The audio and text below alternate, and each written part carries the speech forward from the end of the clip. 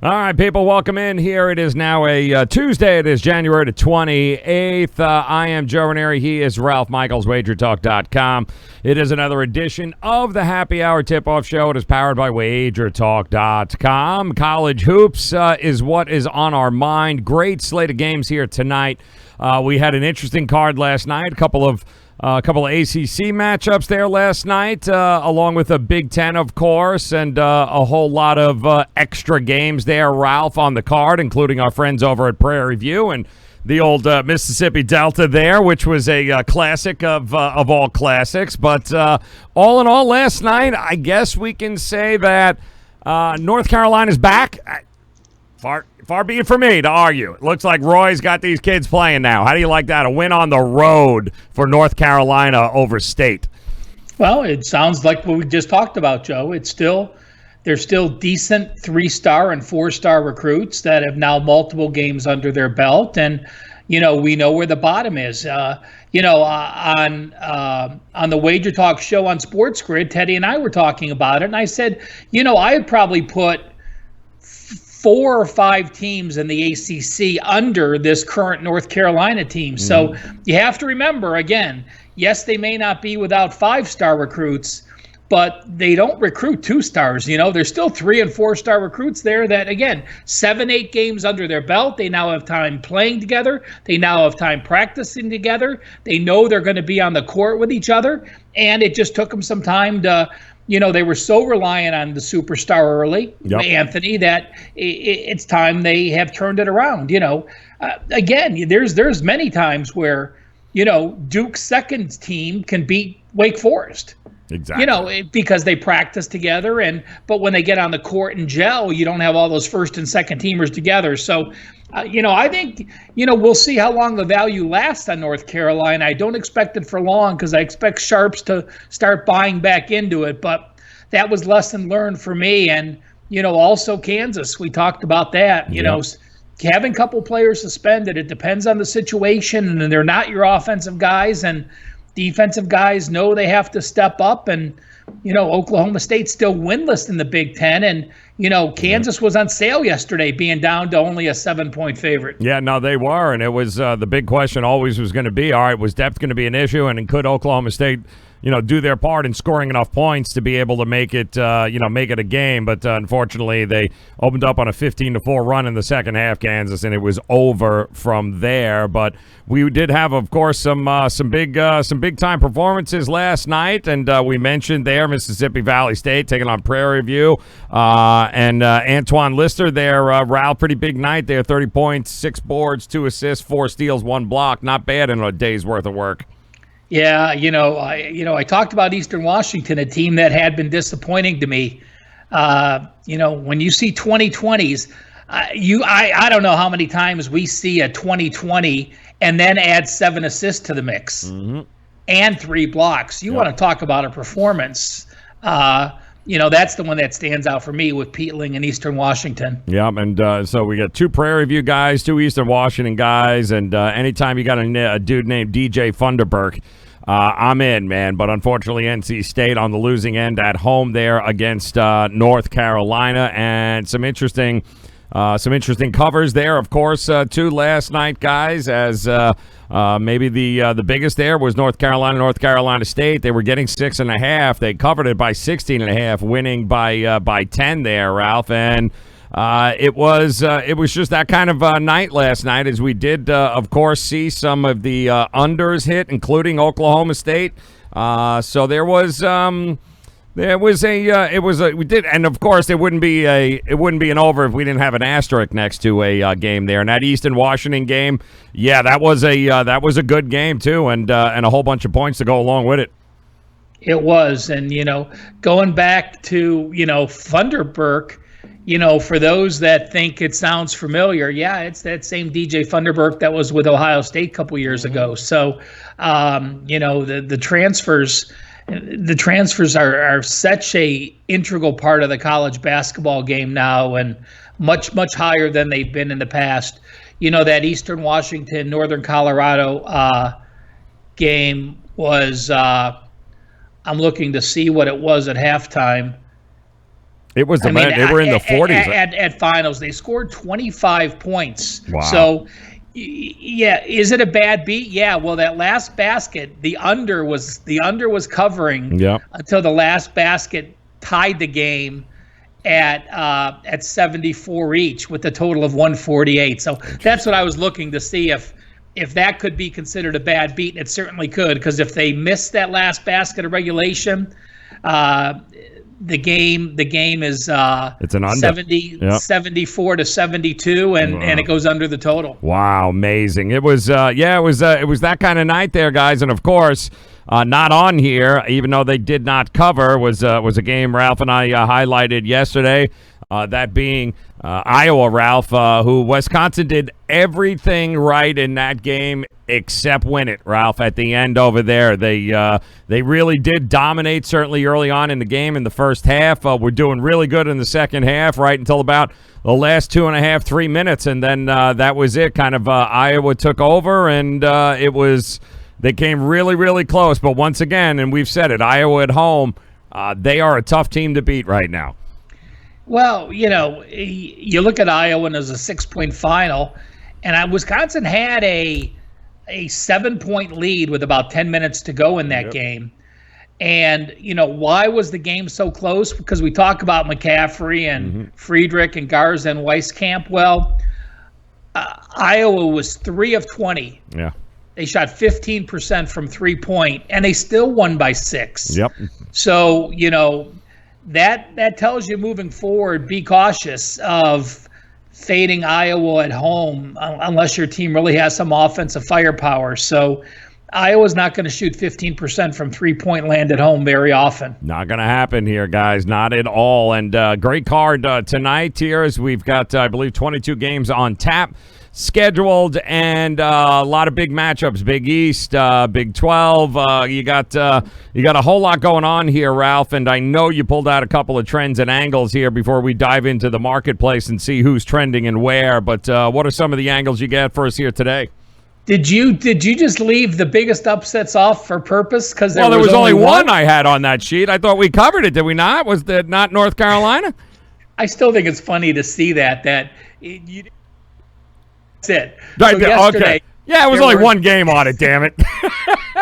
So we were covering it anyway, so I don't. Yeah, there we go. North Carolina. Yeah, as a matter of fact, I was on. It's interesting to see though, because granted there were only 7 or 8 regularly line games, but there were still 17 or 18 games. So to only have one upset is still a rarity. So I just think it's funny looking at the I was going to cut the lines and only put one in there, and I said, there you go. We have the room. Yeah, they get the perspective that it wasn't a day for upsets. Yes, no, we had enough of those on. Let's be real. We had enough of that shit on Sunday, so that's good enough to go there. We had 97 upsets by a point or less. I mean, give me a break. It was though last night as well, Ralph. Listen, Wisconsin lost, but they covered. It was 6.5, so it was only a 6-point win for Iowa. So at the very least, if you were backing Wisconsin, at least it was a cover last night. But that's a tough pill to swallow, that's for sure. Yeah, well, a couple home road teams here.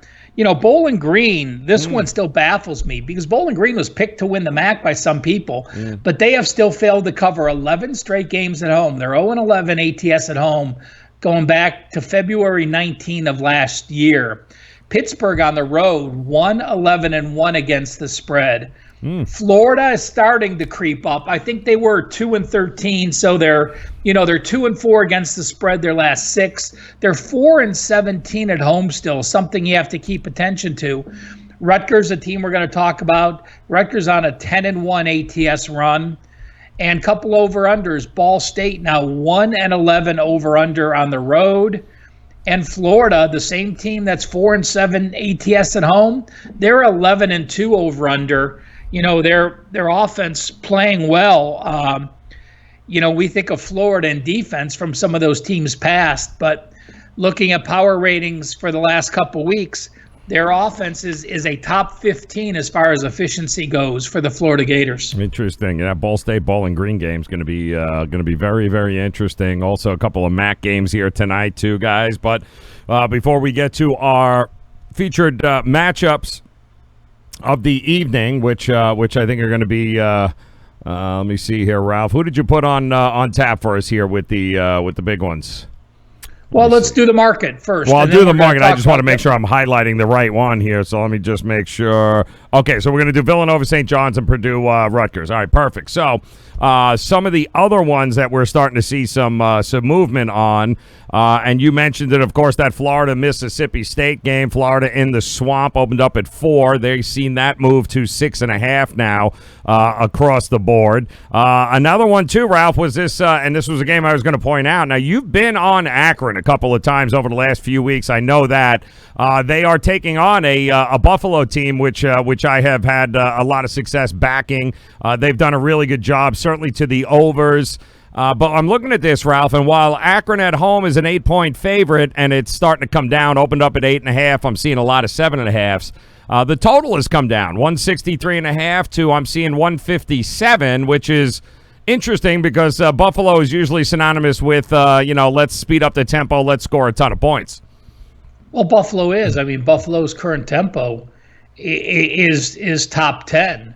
And Akron's on the faster side as well. Buffalo is actually number 1 now in tempo when their offense is concerned, which means from the time they get the rebound or take the ball out of bounds, they shoot the ball faster than any team in the country. That's crazy. They're number 1. They're number 6 in tempo overall when you add in the offense and the defense for their game. So, that's certainly not a team. I disagree with that line move. Yep. Akron's offense is playing well. Akron's defense isn't playing well. Akron's offense jumped out against Ohio. I think they had an 18-point lead. I was on Akron minus 4.5 against Ohio. They had an 18 or 20-point halftime lead. And like often happens, they just came out flat in the second half. They were content with that lead. Ohio kept chipping away, and only ended up losing by 2. So, one thing you have to remember is when you're talking with these MAC teams, there are some fierce rivalries. And while Akron has their main rival, Kent State, on deck, that game is Friday. It's still 4 full games away. But it's, Akron's leading the MAC right now. They're 6-1 with Bowling Green. Buffalo's sitting at 4-3, going through, some changes. But Buffalo wins this game tonight, and it's going to put the MAC in a weird position with almost everyone, with a lot of teams eligible to win that conference. Yeah, it's going to be very interesting. Kent State, Toledo also going on here tonight. How about not a lot of love for Richmond here, Ralph? Richmond almost a terrible bad beat there against Dayton over the weekend, those of you that took the points. But they're on the road. VCU tonight opens up at 7.5, Ralph, and they're not getting any love. It's already up to 9 for VCU. For the Commonwealth to take care of Richmond in this game. Just not getting any love there, Ralph.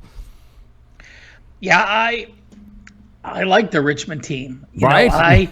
You want to talk about a fierce rivalry. These two teams aren't far away. So, right. In-city rivalry, and it's going to be a war. So, I really don't agree with the line move. When you have these two teams and Richmond's playing, Richmond's playing solid ball. They did lose to Dayton. That clearly could have been a look ahead, but they got a solid offense, a solid defense, and I think they can. I think they can keep it close. Talk to me about Air Force tonight too. Also opens up as a 4-point home favorite against Fresno State, but.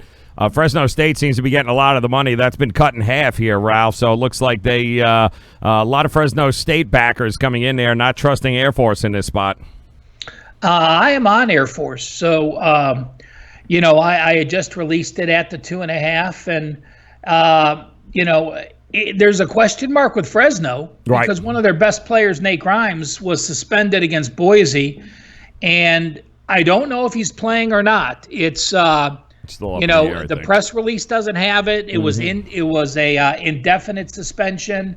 Could be a game, could be 2 games, could be 3 games. But I like Air Force even if Grimes plays, and if he doesn't, I like him even more. This Air Force team to me just you're 2-5 in the conference. The only two teams you've beaten were the worst two teams in the conference: San Jose State at home and Wyoming on the road. You're a team with a mediocre offense, mediocre defense.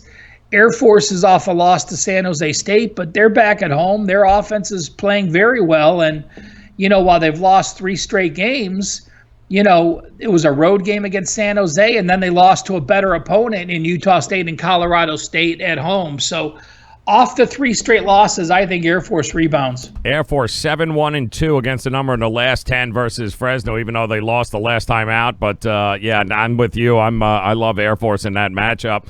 And finally, Ralph, I don't know what to make of Michigan. I don't, and neither does the market apparently, because they seem not to be extremely fond of their scoring ability at this particular point as the total continues to creep down. Opened up at 150. I'm now seeing 144, 144.5, Ralph. Taking on a Nebraska team that came this close, Ralph, this close to winning a big game there over the weekend and pulling out the upset. So Michigan on the road, I can't trust them. I mean, they are laying 4.5. Somebody's trusting them. It opened up at 3. It's now 4.5 for them on the road. I'm not playing them with the suspension. There's no way with Xavier Simpson suspended. I agree. I'm not playing on a Big Ten road team as a road favorite without their point guard. So, to me, I don't have enough guts to back Nebraska, but there's no way I'm back in Michigan. I agree. And, of course, Ralph, some interesting, juicy I'll say it, juicy bits of underdog value on the board here tonight for a limited card. So talk to me. Is there a dog that stuck out to you more than the others here? Well, and if you say the team I think you're going to say, I'm going to scream. So go ahead. It's not a dog. It's basically a pick'em game. Okay. But, I think Butler should be a couple-point favorite. They were in a bit of a funk, but I think Butler has the talent to come out of their funk much more than Georgetown does in theirs. And, another dog I looked at, I have to mention Texas A&M. It's a team I've been on, and they lost to Oklahoma State over the weekend, but when they're a sizable dog, they slow the tempo so much. This is a game that's going to be in the 120s, and, you're getting 11 points, and Tennessee's offense has not been efficient. They've been a very defensive team. So, I'm looking at first team to 60 wins, a game with maybe in the 1-teens. So, can A&M get into the 50s to cover? I certainly think so. I don't know, Ralph. I'm falling in love with this St. John's team, man. What do you think? Villanova seems like an easy layup for Villanova, right? Number 8 team, the Wildcats. I don't know, man. I just don't know. I mean, I do like the Red Storm, and I love what they bring here. I love their efficiency, certainly from scoring in the 2-point range. They attack the rim very well. It's going to be in the Garden. And they got a pretty good backcourt there with Rutherford and Dunn. I think they can create enough havoc there against Villanova, who, what have they won? 6 in a row now? If it wasn't for Providence throwing up on themselves late in the game, they might have lost that one too as well. I don't know. I got a feeling St. John's getting a couple of points here as a live dog tonight. Yeah, and, Samuel's hurt his foot, so... he's a game time decision. If he goes, he's obviously a big loss for them. So, I look at it on paper and I think Villanova wins the game, but you're grabbing a basket or 2 baskets here. So, Villanova's used to playing close games, and this certainly can be another one. I agree with that. Yeah, I was going to go Florida State, but of course that flipped. It went from Virginia -1 to Florida State, so I can't go with that one. But we'll tackle that total coming up here in a minute as we dive into. Let's dive into these games. There, we talked at St. John's, Ralph. There are some question marks there. Villanova obviously looking like a team that's top 10, Ralph, to say the least, and it's going to continue to be pretty good for them as long as they can stay healthy and active. But what do you think of it being at the Garden? Do you think it makes a difference there one way or the other? Well, it used to. Right. And probably the only reason that I'm afraid to back Villanova is that, they do have revenge from last year. Mm-hmm. They went into St. John's the last time they played, and they lost 71-65. But, I went back and forth on this game, and I really, I think it's going to be a much lower scoring game. You look at Villanova the last 4 games, mm-hmm. and yes, Providence is a good defense and they were on the road, but they only shot 43.7%. Yes, Butler is a good defense, but they only shot 37.7%. Yes, UConn's a good defense, but they only shot 38.8%. DePaul at home is not a good defense, and they still only shot 43.1%. The defense is what's kept them in the game. So, to me, I'm clearly looking at the under in this game. Again, if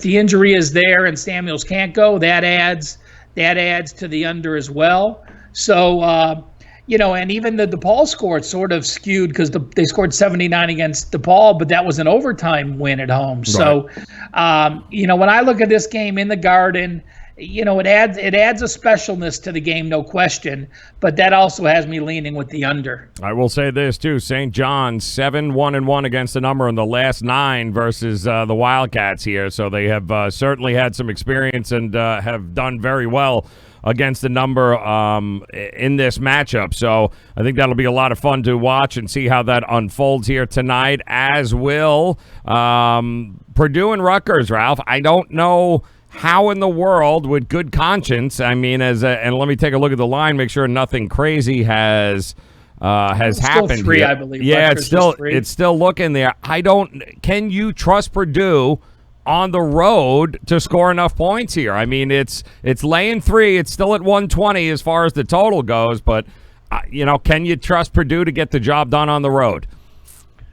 Well, my power ratings say Rutgers would be 4.5-point favorite. Wow. Damn. But, what you have to remember is this.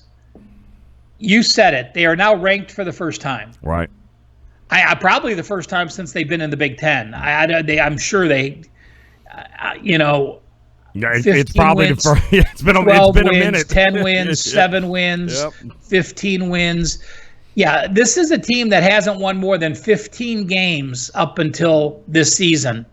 So you go through the beginning of the Big Ten season, and yeah, you may beat Wisconsin and Seton Hall at home back-to-back games, but you're still catching people by surprise. Then if you look at their wins: Nebraska, Penn State, Indiana, Minnesota, Nebraska. Okay, nothing wrong with Penn State, but you still haven't beaten an elite team. Right. So you are the surprise team early in the season, and all of a sudden you become ranked. You are number 3 in the Big Ten as far as records go, and you go from the hunter to the hunted. You now have the bullseye on your back, and I think that's a whole different mentality. We saw them off their loss at Iowa. They were a huge favorite against Nebraska. They were down at home against Nebraska as a double-digit favorite, struggled to win that game by 3. So you really have to learn to win as a favorite before you learn to cover as a favorite. So while my power ratings are 4.5, it's clearly a spot where Purdue has been there and done that. If you want to talk value from one season to the next, as I pull this up, and teams get better, teams get worse. There's no question we know about that. But when you look back to last year, Rutgers was a 14-point favorite at Purdue. They were a 15-point favorite in a neutral setting. and they were a 15.5-point favorite last time they hosted Purdue. So has Rutgers really become 21 points better with a home court edge than they were? Maybe. Has Purdue become 21 points worse? No. So you have to find that balance there in the middle where there's value. So it's a game I'm split on. It's an interesting game to talk about for those reasons. Yeah. But it's a game where my numbers say Rutgers, but until they beat an elite team at home as a favorite, it's an entirely different thing than pulling some upsets and being a surprise team early in the season. Yeah, no, the mentality is different for sure. Home team, by the way, guys, the last 4 in this series, they've all covered. So it all about, you want to know who wins against the number? Well, it all depends on who is home, and it's staggering how good they have been at home, Ralph. They're 14-0 at home. They've covered 9 of those of these games, the Scarlet Knights, and it's just so hard for me to pull the trigger on a Purdue team who, has been there, done that, but their road struggles are real. And even so, I don't even know what to do on the total too, because I'm even looking at that, and I'm split on if I trust enough points to be able to come out here to be able to hit the over in this matchup, which isn't a big number, Ralph. It's 120, but it's a struggle. Yeah, but again, it's. There's going to be a tightness. There's going to be a tightness to Rutgers, which has me thinking the under. Anytime we're talking Purdue now, it has me thinking, the under. And I look at Rutgers now, and you look at their opponents they've played, and Purdue has a top 11 defense. So you go back and the only time Purdue's played a top 20 defense the entire year was Seton Hall game back on December 14th. They did win that 68-48. I mean, right. They did run them out, but let's remember that was the game Miles Powell got hurt about 10 minutes into the game, and then Powell missed a couple games. So it was a Rutgers team that caught Seton Hall by surprise. Seton Hall lost their best player early in the first half, and the game snowballed. So I don't even look at that as them playing a top 20 defense, because they didn't play a top 20 defense without Powell there. Yep. So, the matchup-wise, I do like the under when you're looking at that situation. So best bet time here, Ralph. Where on the card are you looking at the most? Well, I can't do more than a best bet, Joe, than give out a play that I bet and gave to my customers, and that's Air Force. As I said, I like them either way. I like their offense. They're a difficult defense. They're a difficult offense to defend. Fresno State has not impressed me. Their wins are very weak. Their losses have been bad. On the road, they are shooting under 40%. Air Force shooting over 50% at home.